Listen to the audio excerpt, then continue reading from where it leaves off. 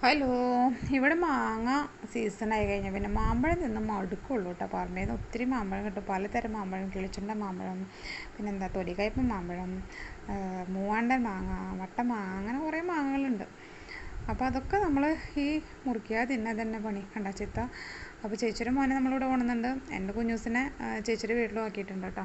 അപ്പോൾ രണ്ടുപേരും അവിടെ ഇവിടെയൊക്കെയാണ്.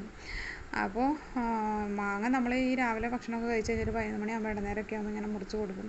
അതുപോലെ 4 മണിയാകുമ്പോൾ ഇതന്നെ മാങ്ങ തീറ്റ തന്നെ. ചേച്ചിയുടെ മോനെ പിന്നെ ഒരുപാട് ഇഷ്ടമായതുകൊണ്ട് അവൻ തിന്നണമുണ്ട് കേട്ടോ. പുളിയൂർ മാങ്ങയുണ്ട്. പുളിയൂർ മാങ്ങ പച്ചയ്ക്ക് തിന്നാൻ നല്ല രസമാണ്. അപ്പോൾ അതും കുറച്ചിട്ട് എത്തി വെച്ചു.